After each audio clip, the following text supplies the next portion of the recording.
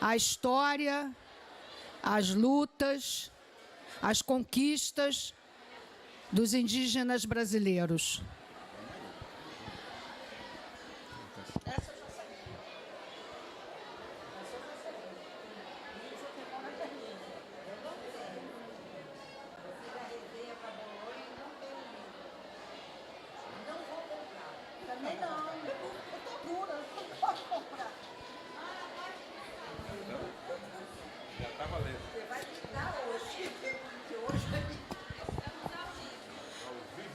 Ao vivo e a cores.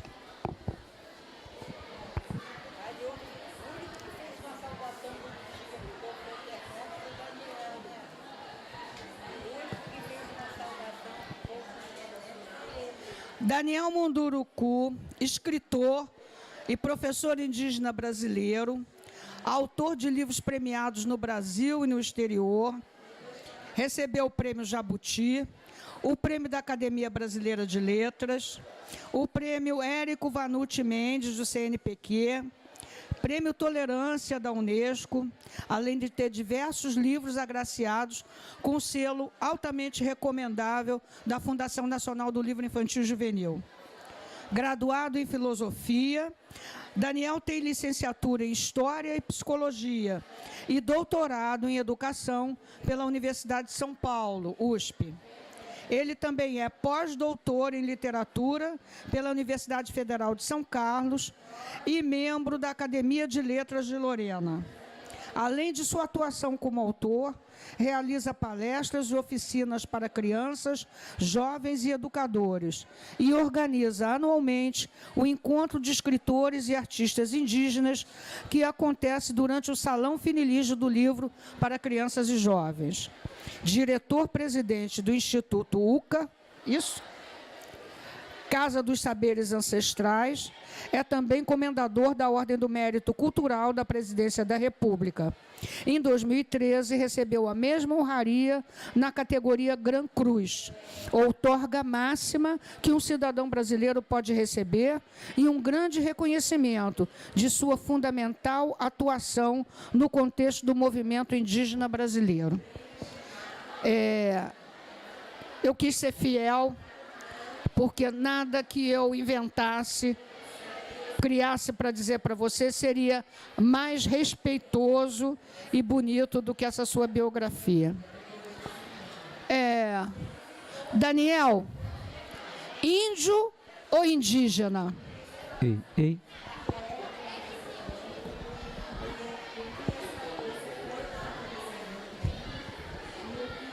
Muito bom dia a todos vocês que estão aqui presentes no auditório, né? E bom dia ao pessoal que está em casa lá, assistindo em casa, no trabalho, na caminhada, no avião, qualquer lugar assistindo aí, qualquer lugar do mundo, inclusive, né? Assistindo esse nosso bate-papo aqui durante o Salão do Livro. Ontem à tarde tivemos a oportunidade de encontrar novamente os escritores e artistas indígenas que, mais uma vez, fizeram um trabalho bonito de apresentar sua cultura, de mostrar para a sociedade brasileira que tudo o que a gente se propuser a fazer, a gente faz, né?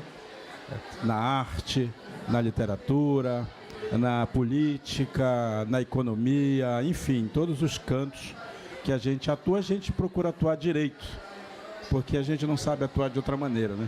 Esse é o jeito certo de fazer, a gente faz sempre. E você me faz essa pergunta, que eu sei que é uma pergunta provocativa, sobretudo, né? Porque eu tenho defendido ao longo da minha trajetória que a gente precisa desentortar o pensamento, né, da sociedade brasileira.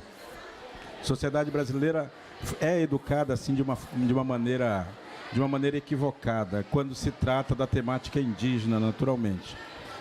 Durante a nossa formação escolar, a gente lida com essa palavra e com esse conceito que, na verdade, não diz quem a gente é, né? Diz o que as pessoas acham que a gente é. E quase sempre é uma palavra que tem a ver com estereótipos, preconceitos, formas equivocadas de tratar nosso povo. Porque, normalmente, a palavra índio está ligada a uma imagem que foi sendo construída ao longo da nossa formação histórica, e essa palavra acaba nos levando a pensar o índio, ou esse sujeito, como um ser fora do tempo, ou fora desse tempo imediato.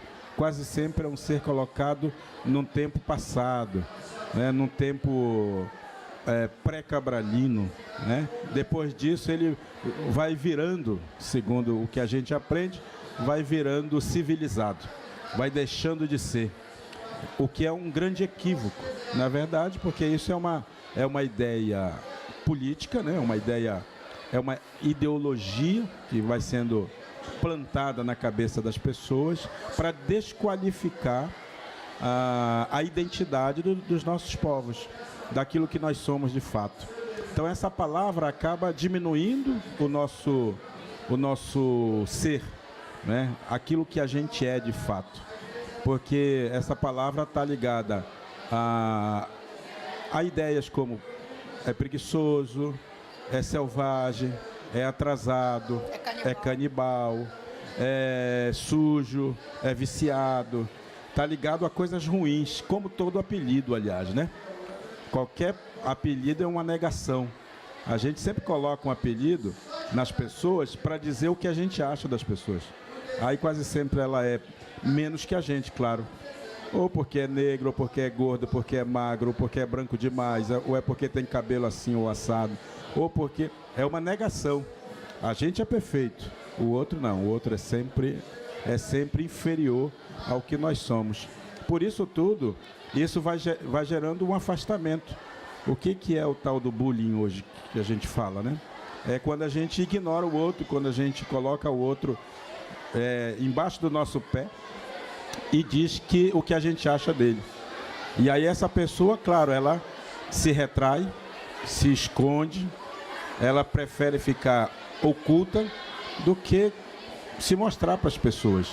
Porque a sociedade que pratica esse tipo de comportamento não permite que essa pessoa se mostre como ela é. Não importa a cor que ela tenha, o tanto de dinheiro, ou a situação de pobreza, a situação econômica ou coisa parecida, porque isso parece ser algo muito ruim. Aí a pessoa acaba se convencendo disso. Então, na história do Brasil, os indígenas também tiveram vergonha de ser indígenas. Tiveram vergonha de se mostrar para a sociedade, porque essa sociedade sempre nos colocava num nível abaixo. Então a palavra índio, efetivamente, é uma palavra que não deve ser usada pela sociedade se for uma sociedade que tem respeito ao outro. A palavra indígena, ao contrário, a palavra índio ela não tem significado nenhum. Se a gente busca no dicionário essa palavra, a gente vai descobrir que o primeiro conceito que o dicionário dá dessa palavra é o elemento químico número 49 da tabela periódica. Eu não sabia disso até ir ao dicionário e descobri, né? Só depois é que eu fui perceber, né, que na verdade uma palavra inventada, criada, seja pela química, seja pela ideologia, né?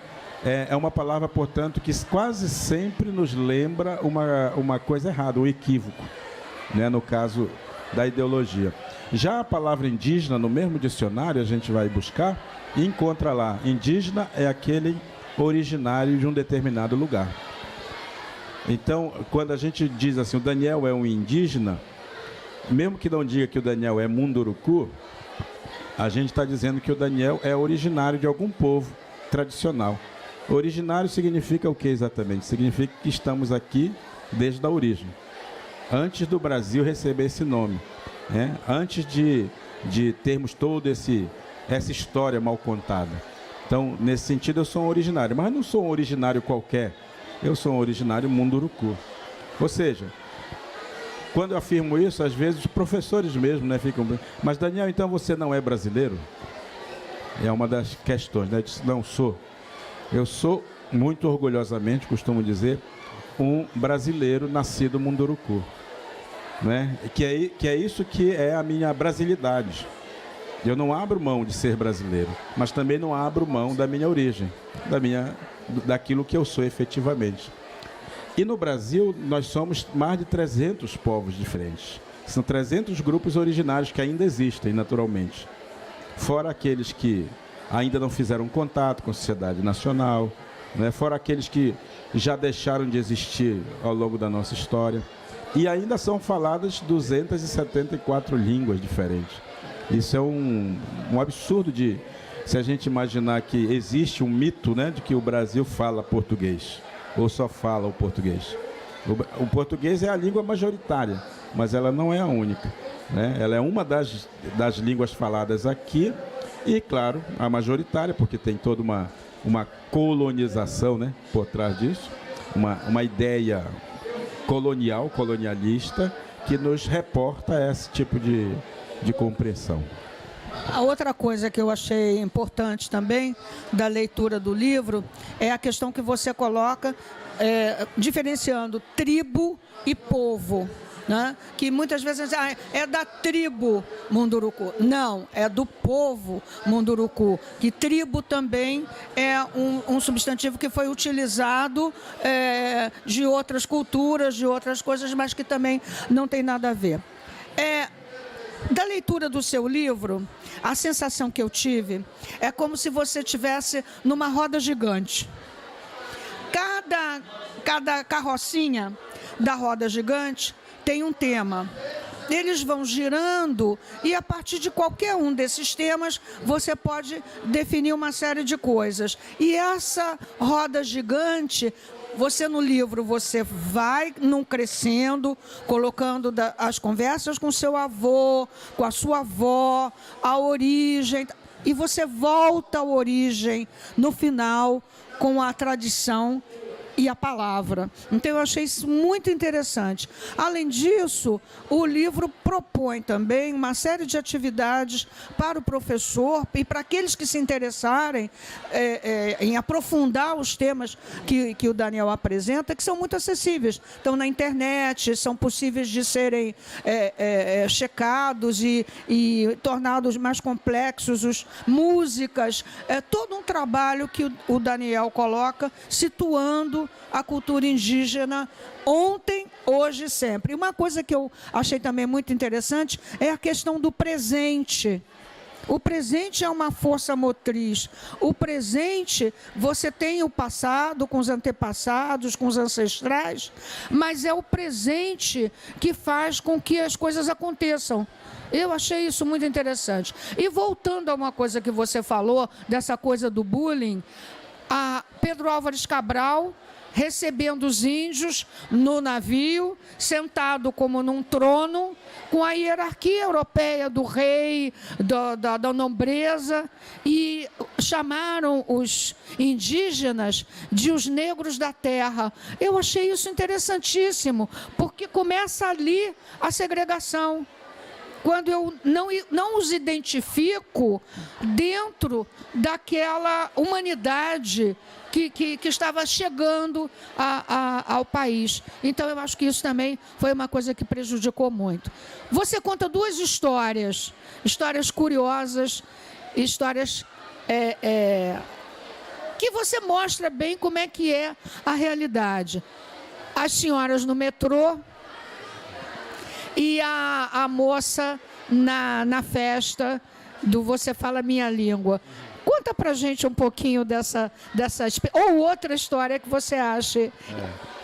Bom, antes de mais nada, eu queria lembrar para o nosso público aqui e para o público dali, que nós estamos falando aqui desse livro, Mundurucando, né? Que é esse livro que, aliás, eu fiquei muito feliz dele ter recebido o altamente recomendável. Eu, abestalhadamente, perdi o prazo de escrevê-lo no Jabuti, que eu achei que poderia ser interessante, mas eu realmente perdi o prazo, porque, vocês sabem, eu escrevo livro, edito, vendo, negocio, faço tudo, um pouquinho de cada coisa, né? Mas estamos falando desse livro, Mundurucando, que é um livro que eu escrevi para professores, de fato. É um bate-papo com professores. A minha ideia foi, nesse livro, atualizar um pouco, né, as informações que os professores precisam ter quando eles lidam com a temática indígena em sala de aula. Ao mesmo tempo, é um bate-papo com os pais, que são também educadores. né, para que os pais também consigam lidar com esse tema, com os filhos, de uma maneira adequada. E é uma conversa também com os jovens, porque os jovens precisam educar os pais, né? Porque esse tem que ser o papel dos jovens, né? Levar o conhecimento que eles estão adquirindo na escola ou num evento como esse, que é um momento de aprender também, né? E fazer com que esse conhecimento ele reverbere, né? Ou seja, ele crie ondas que atinjam as pessoas. Um conhecimento que ajuda a gente a ser mais humano, né? Eu costumo dizer, inclusive nas minhas falas para professores, quando eu vou falar dessa temática indígena, a minha provocação inicial é de que eu não falo para os professores ensinarem para os alunos. Eu falo para os professores educarem a si mesmos. A gente tem que aprender primeiro para depois ensinar, não é? E ensinar não é enfiar conteúdo.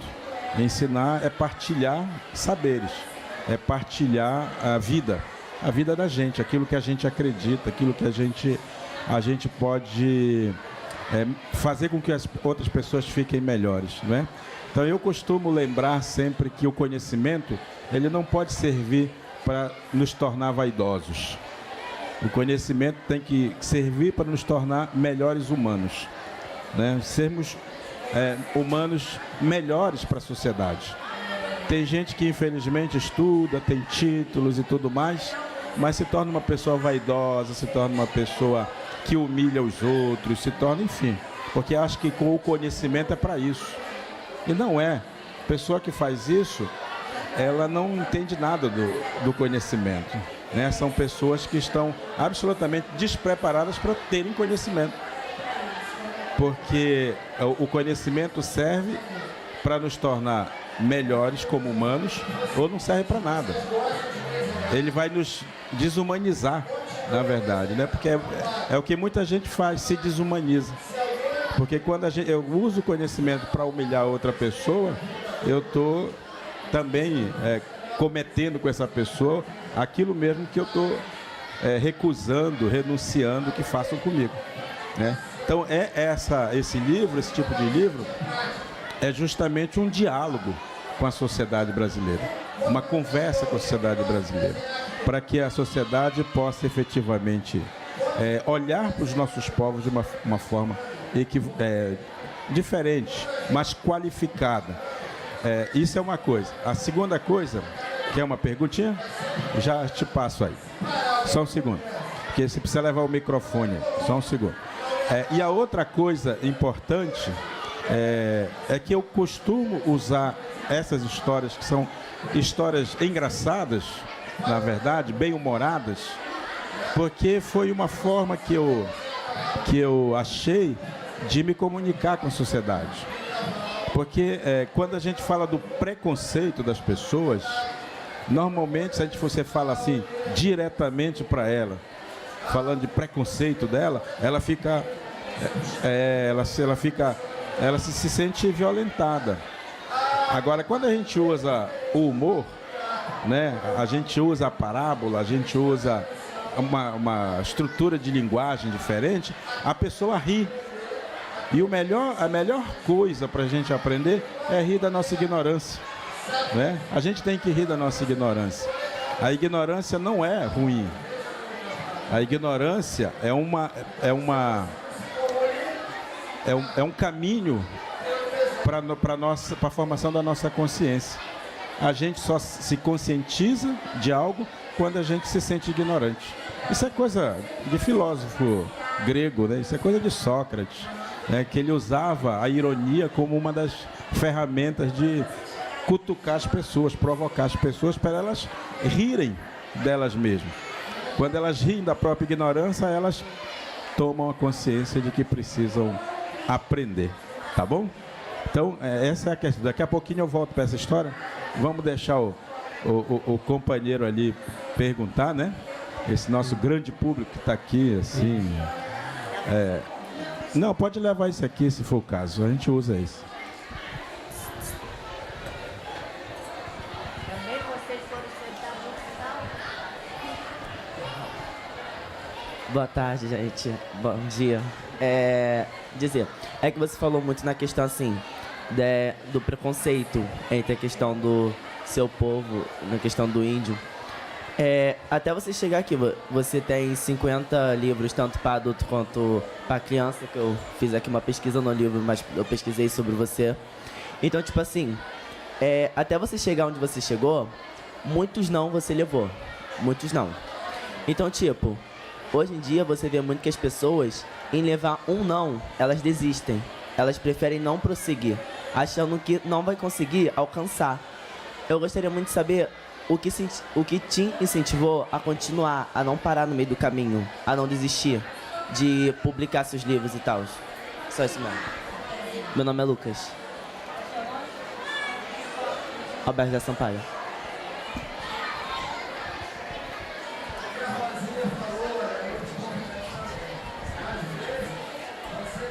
Ô Lucas, obrigado por sua pergunta. Essa é uma pergunta bastante provocativa também, que me leva a pensar num outro tema que é muito próprio, que a Ana já lembrou aqui pra gente, que é a coisa do tempo. Nós vivemos numa sociedade, que é a sociedade dita civilizada, evoluída, tecnológica e tal, mas a gente vive nessa sociedade escravo de um tempo. Esse tempo não é o presente. Nós vivemos escravo de um tempo que é ficcional, que é o conhecido, famoso futuro. Você já ouviu falar de futuro, né? O tempo inteiro as pessoas estão nos jogando para o futuro. Não à toa, aqui na sociedade ocidental, as pessoas costumam fazer essa pergunta para as crianças, né? O que você vai ser quando crescer? Essa é uma pergunta absurda. Absurda. Porque faz com que a criança, sobretudo, o jovem, saia do tempo que está vivendo e comece a se preocupar com o tempo que não tem. Então, por conta disso, a gente não aprende a lidar com o agora. A gente não aprende a lidar com o não. A gente não aprende a sofrer. Porque não é sofrimento, as pessoas andam fugindo do sofrimento. Eu venho de uma sociedade em que a primeira coisa que a gente aprende é sofrer. Não porque as pessoas queiram que a gente sofra, mas é uma sociedade que sabe que se a gente não souber lidar com as dores do mundo, a gente não é feliz nunca. Porque a gente sempre joga essa dor para depois, para mais tarde, né? Assim como a gente joga as nossas alegrias para depois. A sociedade não nos ensina a ser felizes hoje, do jeito que nós somos. Ela sempre diz que a gente tem que ser outra coisa para a gente poder ser feliz. A gente precisa ter dinheiro, a gente precisa ser rico, a gente precisa ser branco, a gente precisa ter cabelo liso, a gente precisa consumir alguma coisa para a gente ser feliz. E para a gente fazer isso, a gente tem que sair do agora e ir para o depois. Aí você se mata de trabalhar para fazer com que a própria sociedade se enriqueça com seu sofrimento. Como você não aprendeu a lidar com o sofrimento, você acaba levando a vida inteira com essa ideia de que quando um dia eu crescer, quando um dia eu for rico, quando um dia eu me aposentar, professores, aliás, adoram fazer essa afirmação, né? Quando um dia eu me aposentar, aí sim eu vou viajar, aí eu vou aproveitar a minha vida. Que vida? Que vida a gente pode aproveitar depois que a gente se aposentar? E, aliás, agora está um caos, porque 90 anos é pouco para aposentar, né? Jovens como você, como as meninas que estão aí, não vão se jogarem para um futuro, essa ideia de realização, vocês vão o tempo inteiro sofrer com os nãos que vão levar da vida. Não é que não tenha que ter um alvo, uma meta, diferente. Você ter uma meta é diferente de você ficar jogando toda a sua felicidade num tempo que ainda vem. Mas quando é que a gente alcança uma meta? Já dizem os poetas, né? A jornada sempre começa com o primeiro passo. E o primeiro passo acontece hoje. Ele não vai acontecer amanhã, ele acontece hoje. Acontece na hora que você decide caminhar.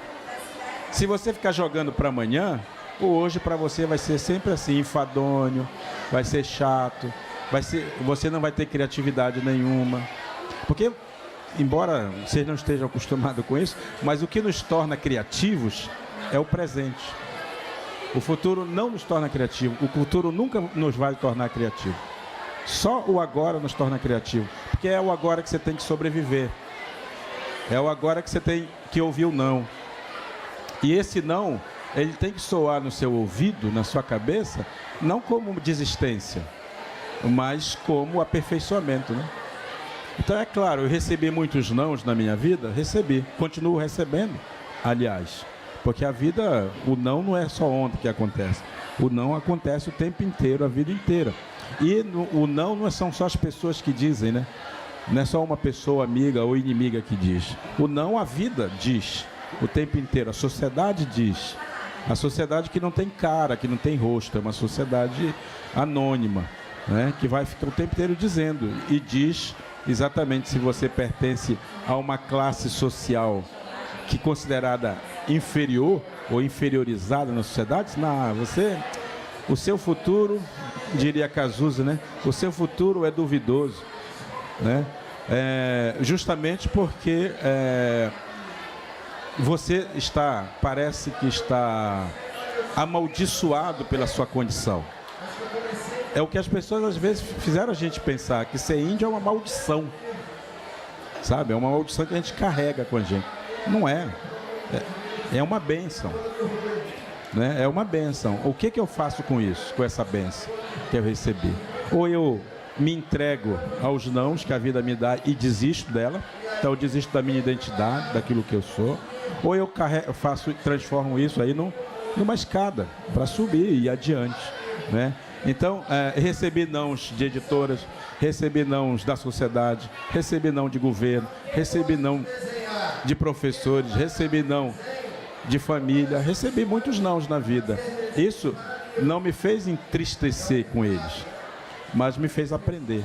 O não tem que ser um aprendizado.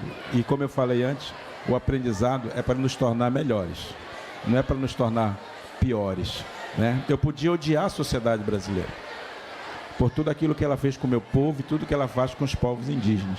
No entanto,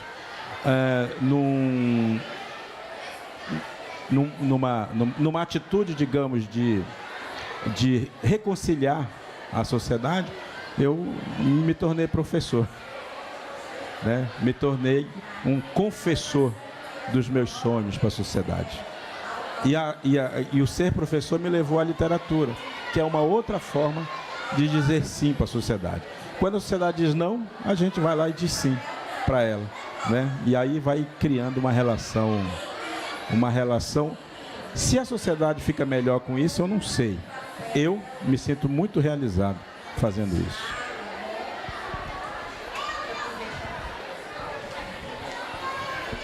Aproveitando a fala do Lucas, parabéns, Lucas, gostei muito. Eu queria que você completasse um pouquinho como que a literatura nos apresenta esses nãos, né? Que às vezes a gente não vive tantos nãos, porque não temos tempo, ainda não chegaram os nãos.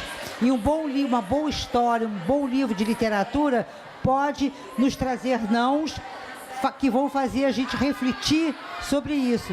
Por exemplo, eu me lembrei imediatamente de um livro que nós conversamos, que foi lançado aqui, chama-se Clarice, do Roger Mello. No Clarice existe um personagem que chama-se Eles, E.L.E.S. O Eles faz isso. O Eles diz nãos de várias maneiras, e é um não que está na sociedade que ninguém percebe. Mas os eles aparecem e mostram pra gente esses nãos, o que não pode fazer, o que a gente não tem que fazer, não pode. Então, isso a gente encontra muito na literatura de qualidade, né? Queria que você falasse um pouquinho sobre isso. Bacana. Na verdade, assim, eu acho a literatura absurdamente necessária, sabe?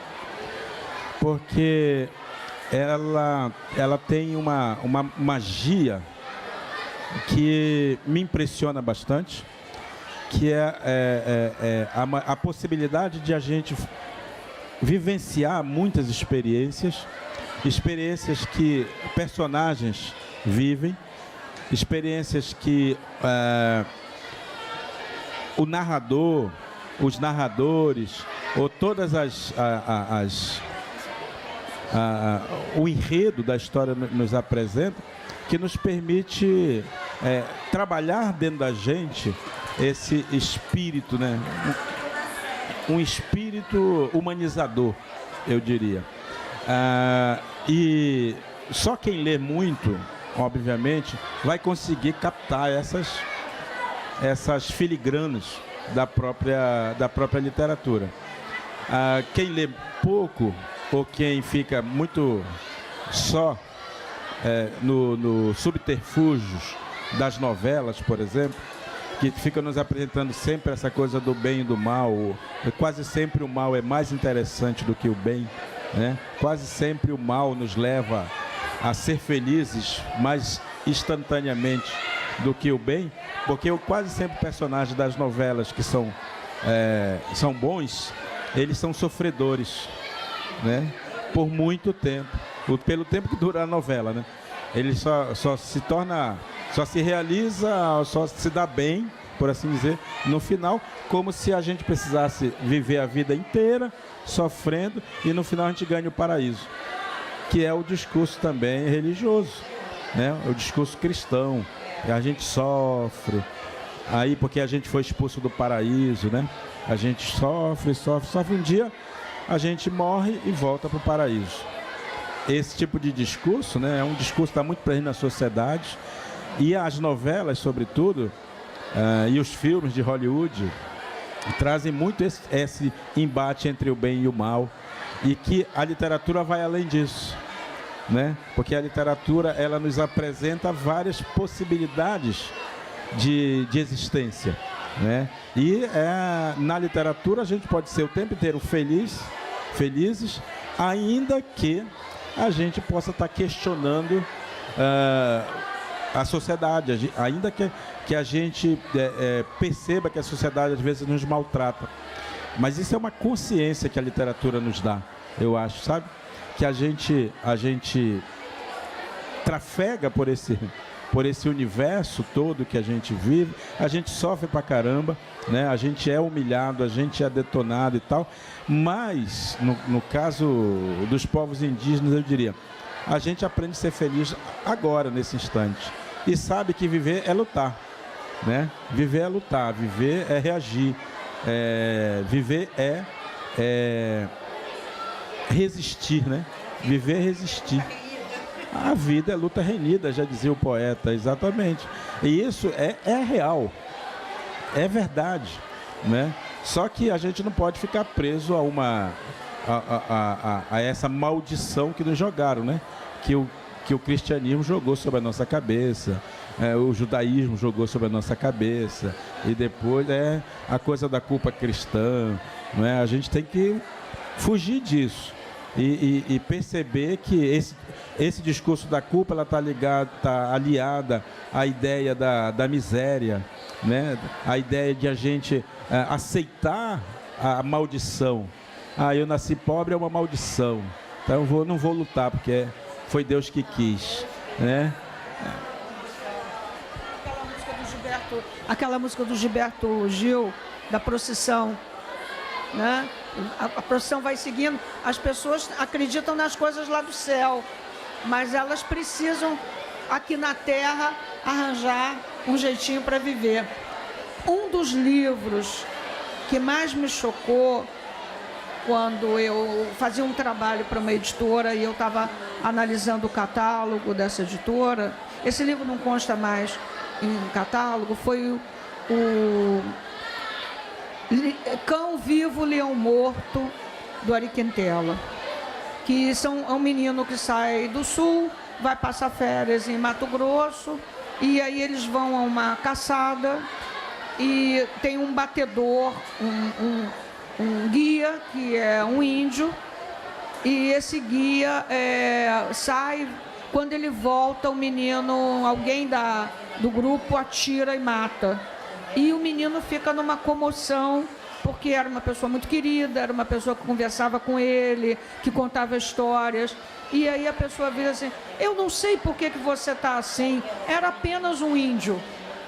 Então isso me derrubou, que a questão da humanidade ali foi completamente perdida no momento em que ele coloca essa frase. Uma outra coisa que eu coloquei também são as várias etapas que a própria sociedade passou com relação aos indígenas. Primeiro, a tentativa de escravizar. Era extermínio, era escravidão. Depois, com os jesuítas, veio a questão da domesticação, da catequese. E somente muitos anos depois, com a Rondon, teve uma influência muito grande. Tudo isso eu aprendi no livro, tá, gente? O livro é uma história viva, uma coisa sensacional. E há uma reação muito maior com a teologia da libertação, né? Da teologia da liberdade. A igreja passa a ter um diálogo maior com os povos indígenas, no sentido até de levantar os seus direitos e tal, e finalmente isso acaba com a Constituição de 1988, colocando o povo indígena como o povo brasileiro, muito mais com seus direitos, enfim. Mas uma coisa que eu queria, eu acho que a gente ainda tem um tempinho, não tem? Eu queria que você falasse um pouco da questão da tecnologia, que eu acho que ela hoje é importante para a disseminação das ideias, para o acervo da cultura. Eu me lembro do Juruna, com aquele gravador, que ali ele pegava e dizia, o homem branco mente. E aquele gravador era a prova que ele levava para a tribo, eu consegui isso ou eu não consegui isso. Muitos o chamavam de louco, de uma pessoa incoerente. Então, hoje, a tecnologia está sendo usada pelos povos indígenas num outro patamar. É bom lembrar sempre que, quando a gente fala de tecnologia, uma boa parte das pessoas na sociedade fica arrepiada. Fica arrepiada porque vem novamente a ideia de que índio, para ser índio de verdade, ele tem que estar lá no meio da floresta, andando pelado, andando de canoa, atirando com arco e flecha. O tempo inteiro essa ideia que é a visão romântica. A visão romântica que sempre alimentou e alimenta ainda a educação brasileira. Não à toa, as escolas continuam comemorando o Dia do Índio, o dia 19 de abril, como sendo assim, uma data de calendário, uma data que está pré-estabelecida já, e que as pessoas têm porque têm, devem porque devem comemorar, devem porque devem lembrar o tal do índio, né? E isso acaba fazendo com que as crianças e jovens continuem reproduzindo essa imagem. Então, quando a gente fala de tecnologia, ou a gente fala de desenvolvimento, de crescimento, de participação na sociedade, as pessoas normalmente tremem na base, porque na cabeça delas isso não é possível.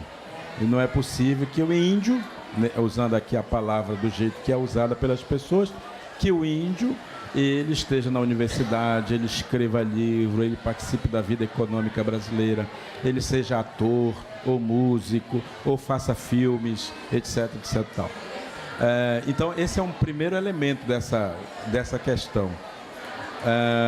Mas as pessoas esquecem que o caráter principal da cultura é o seu dinamismo. A cultura, ela não é um elemento estanque, estático. A cultura poderia até dizer um organismo vivo. Ela se alimenta da atualização que ela faz, do momento que ela está vivendo. Daí, mais uma vez, eu remeto à ideia do presente, do agora. né? O que a cultura faz? Ela se alimenta das novas criatividades, das novas criações que os seres humanos vão fazendo. Porque o ser humano esquece que ele é um ser da natureza, primeiramente. Que ele passa a ser um ser da cultura depois, né? Quando ele domestica o fogo, quando ele começa a plantar, quando ele começa a dominar um conhecimento de domínio da natureza. Aí ele se torna um ser cultural. E a cultura, ela se alimenta exatamente dessa dinâmica, né? Que o ser humano tem, dessa inventividade, da sua contemporaneidade. Então as pessoas precisam lembrar isso. Primeiro, nós somos seus contemporâneos. Ou seja, nós vivemos esse momento, esse tempo. Não tem sentido nenhum alguém olhar para mim, um cara bonitão, diga-se de passagem, olhar para mim e dizer assim, não, mas ele é civilizado já, porque ele foi para a universidade, né? Porque ele já escreveu livro, porque ele já ganhou prêmio, ele já é um de nós, o que é uma coisa que eu já ouvi por aí. Esse tipo de afirmação, naturalmente, vai contra essa outra ideia de que a cultura é algo dinâmico. As pessoas não entendem isso. Então, se a pessoa diz isso de mim, ela, obviamente, generaliza para todos os outros. Então, se a gente utiliza um celular, a internet, o computador, o automóvel, o avião, para nos locomover, para a gente andar por aí e tal, as pessoas precisam entender que nós somos inteligentes. Nós não somos estúpidos. Somos inteligentes, que nós estamos usando aquilo que a cultura humana nos oferece. Se a cultura humana, embora a gente não tenha inventado isso, porque nem vocês também inventaram isso, mas utilizam dessa inventividade humana, por que nós indígenas, que sobrevivemos há 10 mil anos, não vamos fazer o mesmo uso? Não foi assim que nós usamos o machado, o facão, não usamos depois o trator? Agora a gente usa a internet. O Paulo Freire dizia que a pior coisa que pode acontecer é o homem não aproveitar o seu momento. Então, o momento das descobertas, o momento das conquistas, e ele viver alijado disso, não entender que ele tem uma série de oportunidades a seu dispor e aquilo vai passar por ele sem ele perceber. E o mais legal disso, Paulo Freire é um gênio, né? Mas o mais legal disso tudo é que os indígenas estão usando essa tecnologia com muita consciência, que talvez tenha a ver com o que o Paulo Freire falou, né? De que ter consciência de que isso existe, de que eu posso usar para me tornar melhor, primeiro, e depois para eu poder olhar para o mundo e dizer que tem coisas boas e coisas ruins no mundo, isso passa pela consciência. Aí, mais uma vez, a gente chama a literatura para nos auxiliar, né? Que a literatura faz justamente esse movimento de nos lembrar quem nós somos, de onde viemos, o que nos alimenta enquanto humanos, né? E os indígenas têm essa consciência. Eu não diria que todos têm essa consciência, claro, porque senão eu seria infiel à minha própria afirmação, né? Mas muitos indígenas estão usando essa tecnologia a seu serviço. A literatura para nós é tecnologia. Se nós efetivamente estamos vivendo esse momento de literatura, de um boom literário indígena, isso só acontece há 20, 30 anos.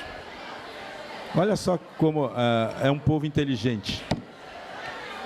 Quando a gente percebeu que a literatura podia ser um instrumento interessante, a gente pegou a literatura e aprendeu a usá-la.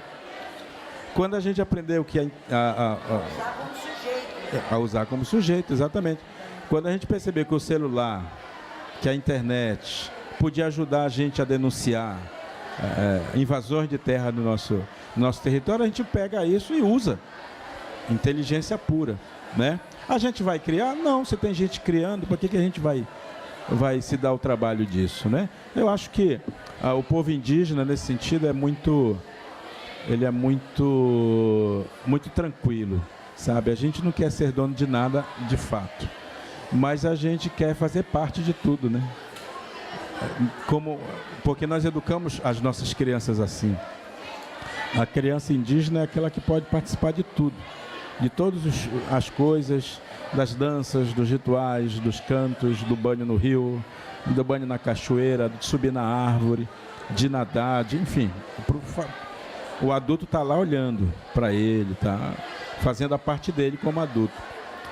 Mas a criança, ela anda por todos os caminhos, ouve todas as histórias, passeia por todos os cantos. Eu acho que isso a gente leva para a nossa vida adulta também, porque a gente consegue perceber o mundo que nos cerca e a gente procura aproveitar tudo que esse mundo nos oferece, embora não seja diretamente da nossa cultura, não é? Mais uma das coisas bacanas da narrativa, por exemplo, dos mitos tradicionais, e que é o movimento da cultura, é que a gente pega esses elementos e coloca nas narrativas. Então, hoje em dia, a gente já consegue captar histórias contadas por velhos dos anos 60, 50, em que já tem um avião na história, que era um elemento novo na época para eles. Já tem uma espingarda na história, né? Já tem outros elementos ligados ao aço, ao cobre, que não fazia parte da nossa cultura, elas já fazem parte da narrativa. O que significa isso? Significa que o velho foi lá no passado, buscou a narrativa original e atualizou para o nosso presente. Perdeu o sentido? Não.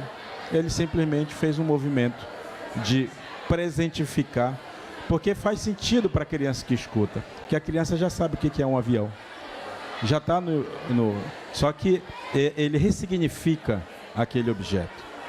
E a criança começa a introjetar aquele objeto no repertório dela. Aquilo não é mais um monstro, é algo que faz parte da nossa vida.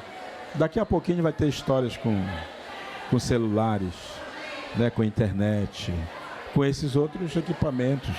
Então, eu diria assim, né, que a tecnologia, ela só é ruim, só é nociva quando ela escraviza a gente, né?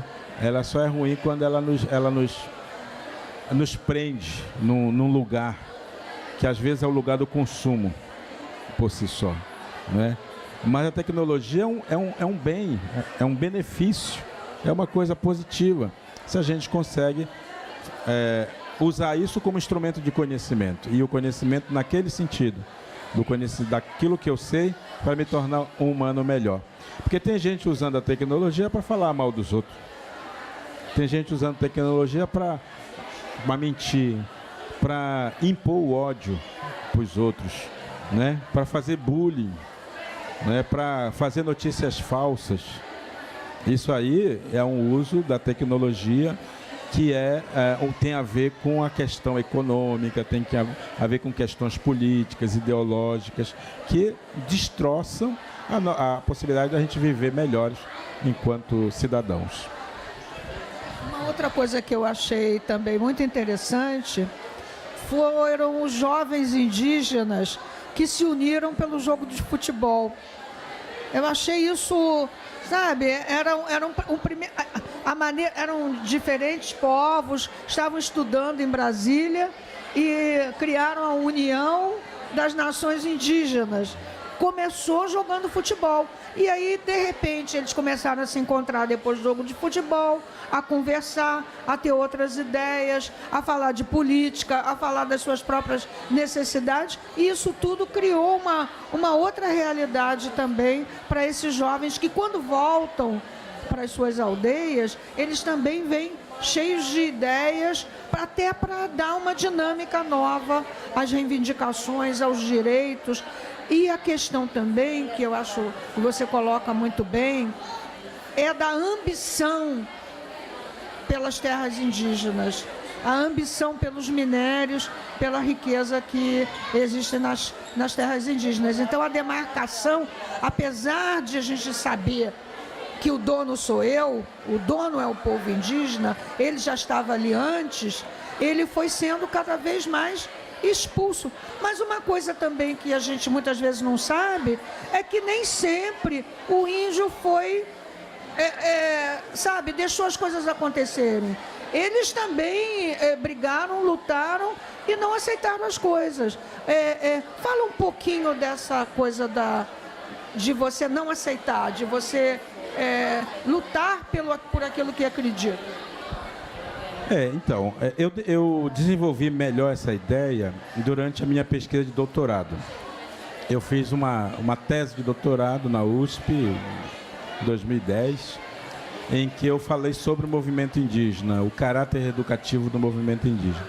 Nesse trabalho, eu fiz várias entrevistas com lideranças indígenas do início do movimento. Aí, o movimento indígena tem 40 anos, 50 anos só, né? A Constituição tem 30. E essa geração que ainda está viva e militando, né, na causa, lutou bravamente para fazer com que os direitos indígenas estivessem presentes na Constituição. Muitos deles já nos visitaram aqui no Salão do Livro ao longo desses 15 anos de seminário, né? Pensando no Marcos Terena, Álvaro Tucano, o Moura Tucano, que nos deixou uns 2 anos atrás, o Ailton Krenak, o Paulinho Paiacan, que esteve aqui ano passado, se eu não me engano,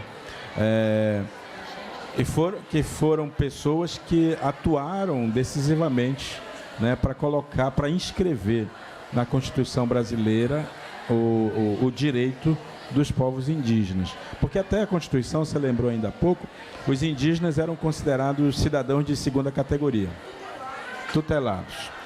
E isso fazia com que os indígenas recebessem uma política, uma carga de políticas públicas que tinha como objetivo principal fazer com que a gente deixasse de ser índio. E aqui eu estou usando novamente o termo que está lá na Constituição. Deixassem de ser índio. Ou seja, nos tornássemos brasileiros. Nos tornar civilizados, para quem não sabe, significa, quando alguém diz, né, eu sou civilizado, as pessoas não se dão conta de que elas estão falando do Código Civil. O Código Civil é um conjunto de leis que diz o que nos torna ou não cidadãos, né? Então, esse conjunto de leis diz o que a gente pode fazer e o que a gente não pode fazer. Se a gente fizer tudo direitinho, a gente é um bom cidadão. Mas se a gente der uma escorregada, o próprio código nos pune, nos coloca na prisão, na cadeia, que no Brasil, vocês sabem, tem um papel maravilhoso, que é de regenerar. Porque a ideia da prisão, da cadeia, das forças policiais, é tirar o cidadão que não se adequa na sociedade, jogar dentro da instituição. A instituição vai fazer um trabalho de recuperação desse cidadão para ele depois voltar. Esse é o princípio que rege mas no Brasil, vocês sabem que isso acontece bastante, claro, né? Todo mundo vai para a cadeia e volta melhor, né?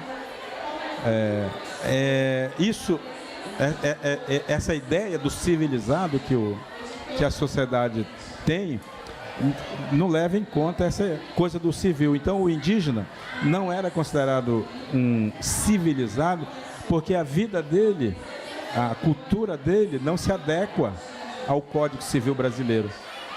Então, ele era considerado selvagem, que é o antônimo do... É antônimo que fala? Do civilizado, né? Então, ele é um meio cidadão que tem que ter política para trazê-lo para dentro da sociedade. E trazer para a sociedade significava negar a língua dele. Ele tinha que falar o português, que é a língua brasileira, oficial.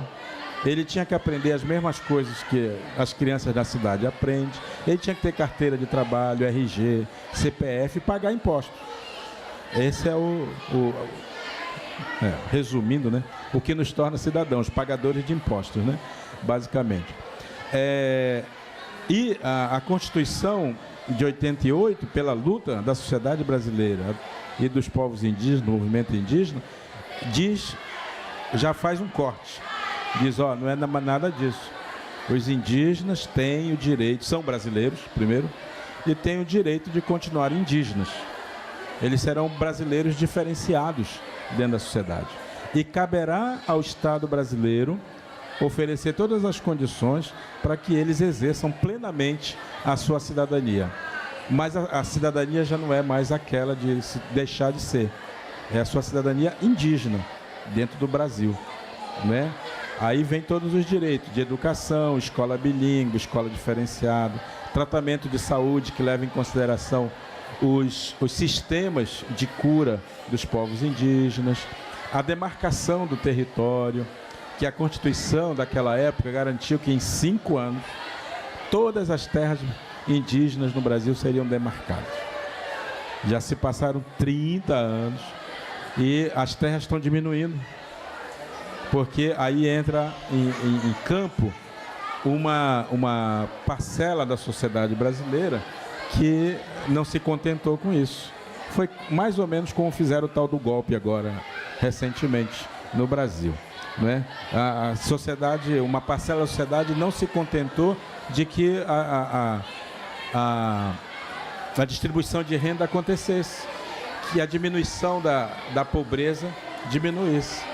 E aí alguém tramou o tal do golpe e aconteceu o que nós estamos vendo hoje. Nós não temos, por exemplo, a Petrobras nos apoiando nesse evento aqui, porque o Estado brasileiro abriu mão da Petrobras como um agente de cultura.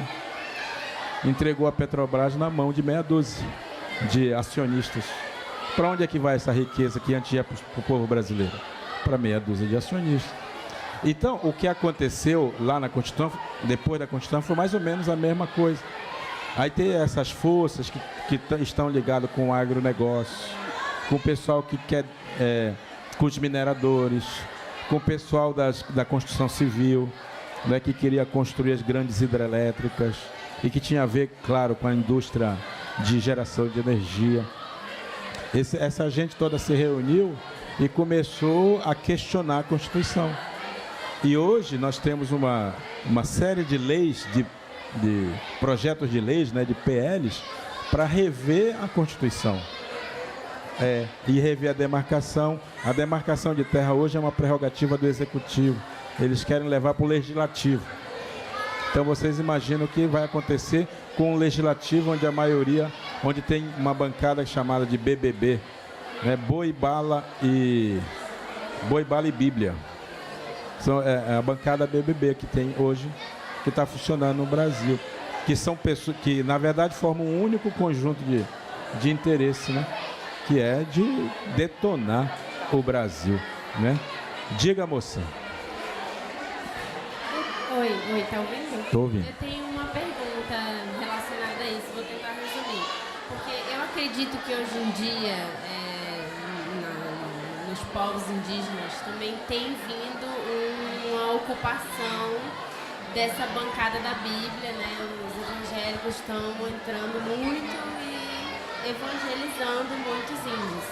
Isso é verdade? Isso está acontecendo mesmo? E você acha que isso também tem essa influência dessa conexão toda? Porque eu acredito que evangelizando os índios, a mitologia e toda a crença vai-se embora.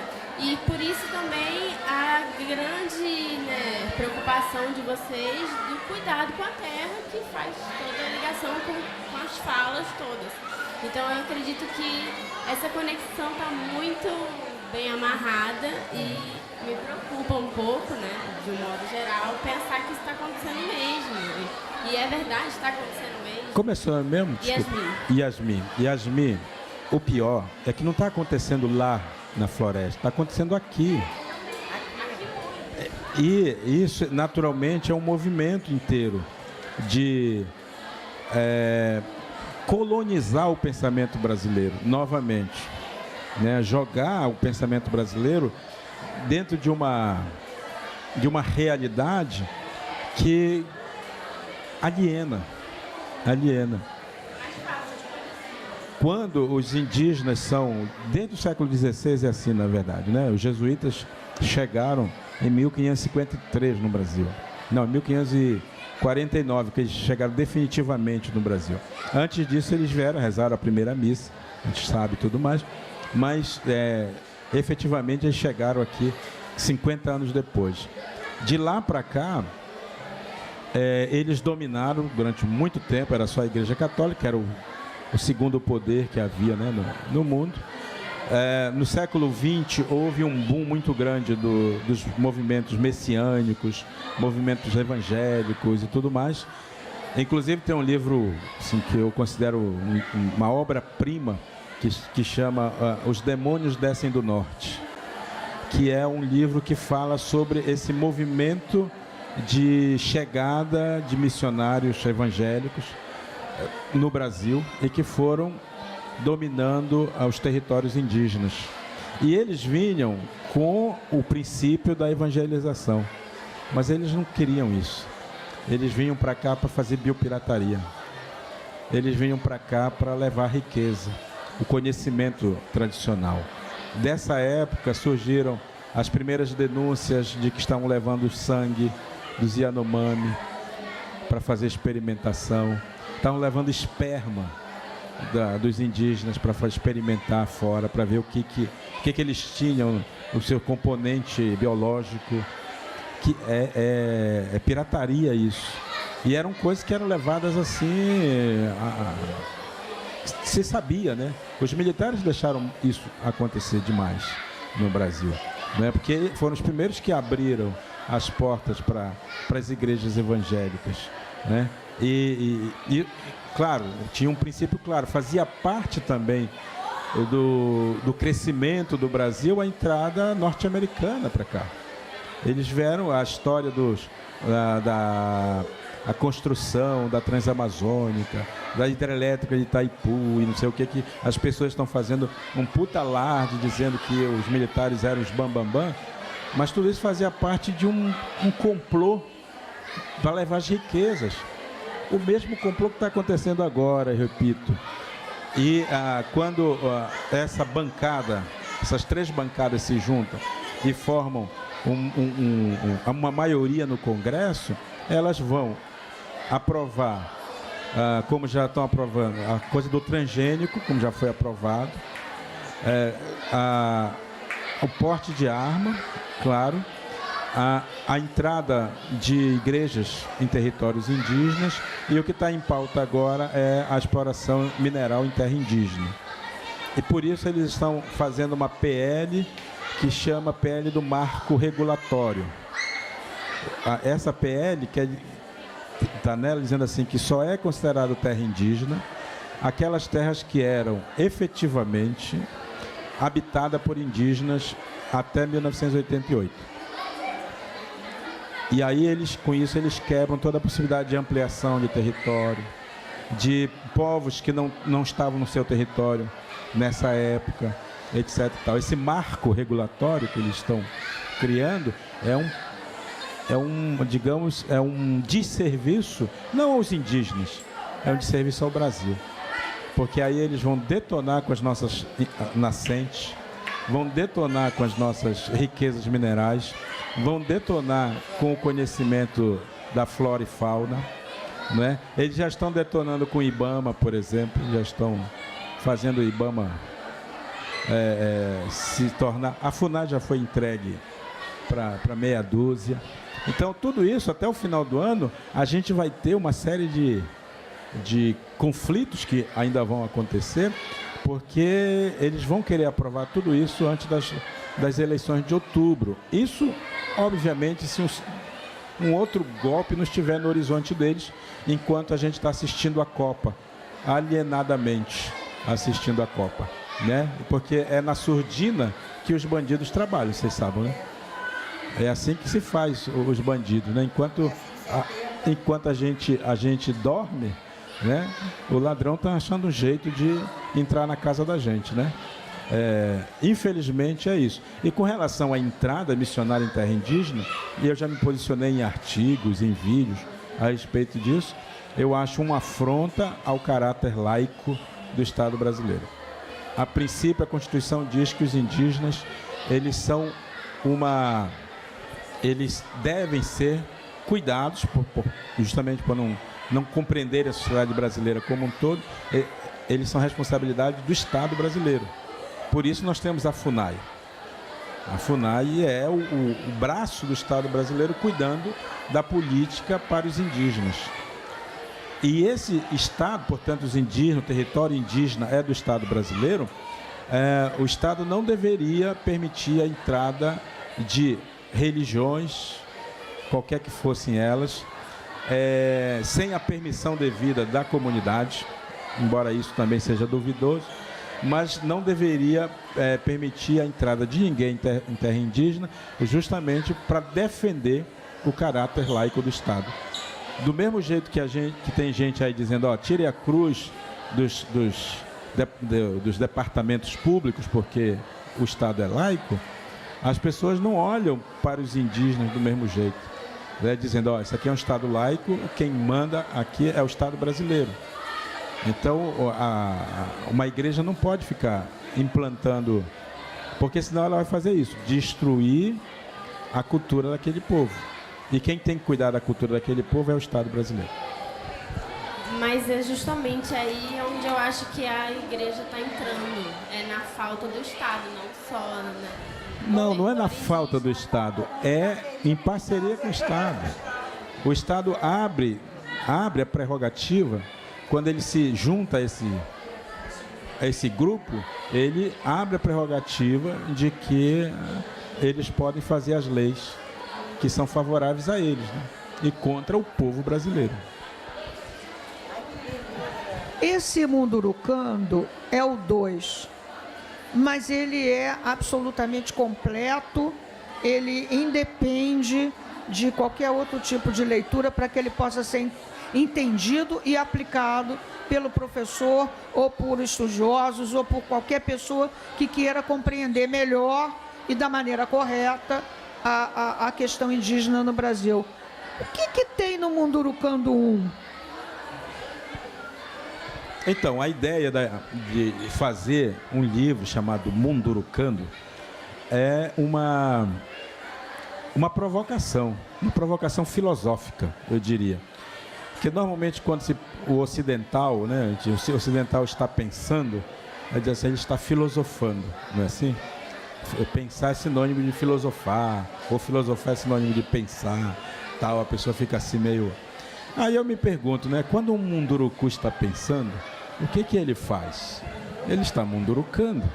Então a ideia do mundurucá também é assim, pensar a partir da ótica de um munduruku, né? Então é um munduruku pensando, essa é a ideia.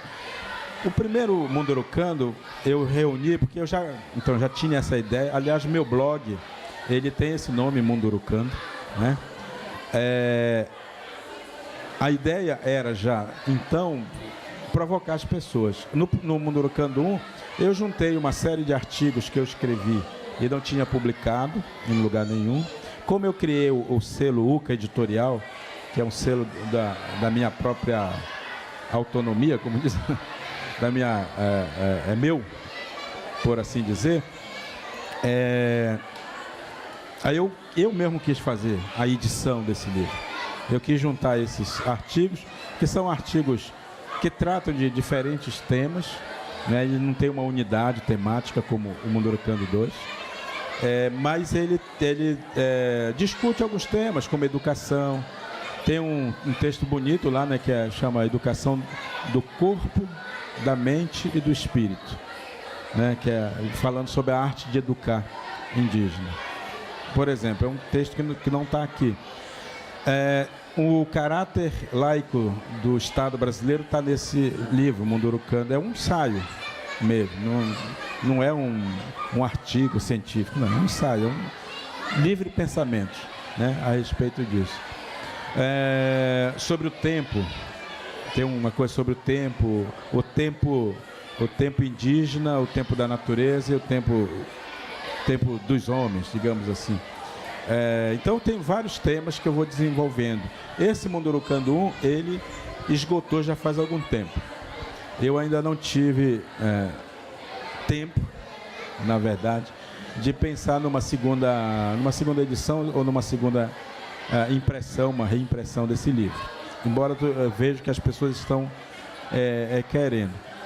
Eu tenho a intenção, a priori, a intenção de fazer uma edição eletrônica, né, e disponibilizar para as pessoas nas plataformas de venda de livros, de e-books, venda digital e tal, que é uma forma das pessoas terem acesso a esse livro. Está muito caro imprimir livros.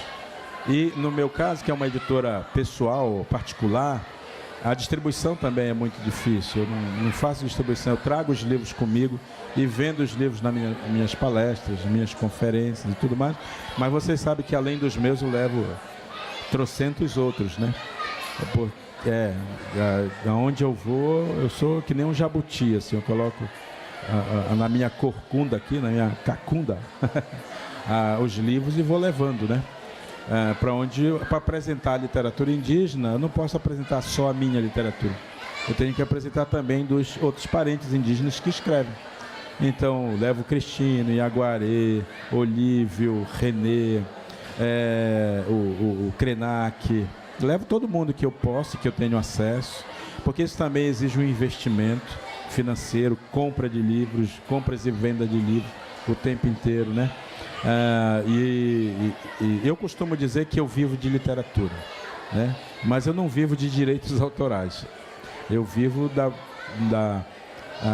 dos convites das instituições que querem me ouvir falar, das palestras, das conferências, dos cursos que eu dou para os professores. Eu lancei um curso online, né, à distância. Eu tive, para minha surpresa, 60 alunos nesse curso. Assim, de repente, as vagas se esgotaram. Eu vou abrir uma outra turma agora no segundo semestre, né?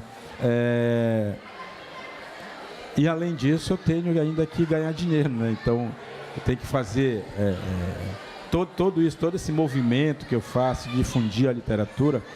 É uma coisa que eu gosto muito, que tem me sustentado, por isso eu digo que eu sou sustentado pela literatura. Direitos autorais, apesar de ter 50 livros no mercado, a venda de livro, a compra de livros, ela é muito pequena ainda, em livraria sobretudo, uma vez que o governo depois nunca mais comprou livro, e isso era uma coisa que salvava não apenas o autor, mas salvava também as editoras, né?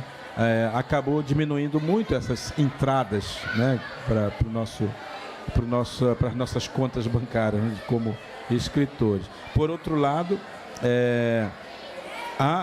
os convites que eu recebo das universidades, sabe, me permitem colocar na minha cacunda os livros e levar e poder comercializar diretamente com as pessoas. Isso gera algum recurso para eu poder fazer esse movimento. Então, para as pessoas que estão aí na internet, estão nos vendo, sobretudo, lembrando que tem uma livraria online, né, em parceria minha com a Aline Franca, que é minha parceira nesse empreendimento. A gente montou uma livraria que chama Livraria Maracá. Está aqui até o nosso marcador de página, esse é o nosso logo, né? E lá tem todos os livros, ou pelo menos uma boa parte dos livros de autores indígenas, né, que a gente divulga. Se as pessoas quiserem ter contato comigo, tem um Facebook, né? Naturalmente. Tem o meu blog, que lá tem o meu e-mail, meus contatos, para quem quiser mandar uma mensagem, consultar alguma coisa, contratar também, naturalmente. Tem o meu canal no YouTube, né, o Daniel Munduruku. É um canal que eu criei há uns 2, 3 anos, pensando nos 20 anos de literatura indígena que eu comecei, né, meus 20 anos de literatura. Eu lancei esse canal, né, e para minha alegria tenho 1.400 pessoas inscritas. Não é muito, né, não sou nenhum youtuber famoso, né, não sou nenhum desses bambambam que tem milhão mas 1.400 para mim é um auditório e tanto. E eu fico muito feliz de encontrar, inclusive agradeço aqui publicamente, né, todos os meus amigos que estão inscritos, gente que eu conheço e gente que eu não conheço, gente do Brasil e gente fora do Brasil. E nesse canal, de vez em quando, eu faço uma live, ou eu faço um sorteio de livros para as pessoas que estão inscritas. Então, quem não se inscreveu ainda, façam isso, quem sabe ganha, né, um livro. E vem livro novo pela frente, né? Aí a gente já tem o Caraíba, que foi reeditado agora pela Melhoramentos. Ficou lindíssimo o livro, com as ilustrações do Maurício Negro. que foram bem aproveitadas. Na edição anterior, as ilustrações não estavam bem aproveitadas. Foi um projeto gráfico muito pobre, eu acho, para a beleza das ilustrações do Maurício, mas agora estão show de bola, estão super bonito. E tem coisas vindo aí pela frente, trabalhos e publicações. Eu estarei semana que vem no COLE, no Congresso de Leitura lá de Campinas. E lá no COLE a gente vai estar lançando a segunda edição do Vô Apolinário, meu Vô Apolinário, e o Caraíba também. E além de, claro, vai estar a nossa banca vai estar lá. O Cristino vai estar lá autografando o livro dele. Também o Boca da Noite, A Boca da Noite. Quem quiser, quem puder ir, está super convidado. Vai ser bom abraçá-los. Eu acho que a gente está encerrando e eu sei que o Mundurucando foi sobre a temática indígena, mas você não é só um autor de temática indígena. Você tem outros textos, inclusive o livro premiado da Academia Brasileira de Letras, é um livro belíssimo, e você tem uma importante trajetória como um autor nacional, trazendo temáticas importantes, questionadoras, como você fala, distribuindo o conhecimento e aprofundando, nos fazendo conhecer da maneira correta como lidar com a temática indígena. Então, eu queria agradecer a sua presença aqui, tudo que você trouxe para a gente de conhecimento, agradecer a Finilige por ter me dado a oportunidade de ter estudado o seu livro, de poder estar aqui apresentando, e foi muito importante para mim esse convívio com o seu texto. Muito obrigada. Eu que agradeço, Ana, a oportunidade, agradeço também a Finilige, a Beth, querida, que deve estar nos assistindo, nos acompanhando. Um super beijo a você, saudades, né? Eu costumo lembrar, recentemente teve um debate tão grande sobre essa coisa do uso da cultura, né, dessas coisas. Se pode ou não pode usar a cultura do outro, se pode ou não pode usar turbante, ou se pode fazer... A internet é ótima para discutir bobagem, né? Eu particularmente acho uma bobagem esse tipo de discussão, de debate, as pessoas continuam se achando juízes umas das outras. Aquilo que eu falava, as pessoas se acham no direito de julgar a minha identidade étnica só porque eu visto uma camisa de festa junina, né? Então ele usa a camisa de festa junina, então ele não é mais índio, porque o índio de verdade... Aí vem tudo. Esse é o mesmo debate com relação a todas as coisas. Infelizmente, até indígenas entraram nesse debate falando, dizendo se as pessoas podem ou não podem usar um colar, um brinco, se elas podem se enfeitar de índio no carnaval ou não, né? Isso é uma grande bobagem, eu acho. Particularmente, a gente não tem o direito de ficar dizendo que as pessoas podem ou não podem fazer. Obviamente, a gente está lutando contra os estereótipos, os preconceitos, mas isso é um trabalho de educação, é um trabalho lento, é um trabalho gradual. As pessoas vão entrar nisso com o passar do tempo. Essa é a criação de consciência, né, que eu falava antes. Vão entrar naturalmente nisso. Levar esse tipo de discussão para a rede social, para ficar falando... julgando e querendo que as pessoas vistam de um jeito ou de outro, né? Isso é um absurdo total. Eu acho um absurdo total, uma falta de bom senso, uma falta de humanidade, inclusive de compreensão da cultura, né? Da cultura. Eu acho que a cultura tem o seu dinamismo e ela precisa ser respeitada plenamente por todas as pessoas. Então eu agradeço muitíssimo a oportunidade de falar aqui durante o Salão do Livro, nesses 50 anos de de fundação, nesses 20 anos de salão, nesses 15 anos de encontro de escritores, né? Nesse momento tão traumático, eu diria, para o Brasil, com relação à política, traumático com relação ao futebol também, porque o futebol é um anestesiador das mentes, eu diria, uma boa anestesia, né? Claro, eu adoro futebol, não estou falando isso, é que isso não pode representar a nossa brasilidade.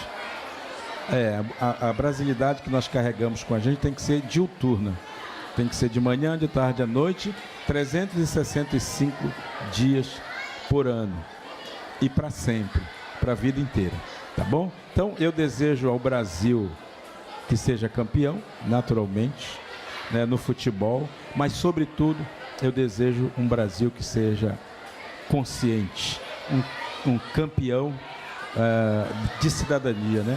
Um campeão que nos honre de fato, né? E que a gente não fique olhando só um bando de cidadãos brasileiros que nem sempre moram no Brasil, que gastam seu dinheiro fora do Brasil, né?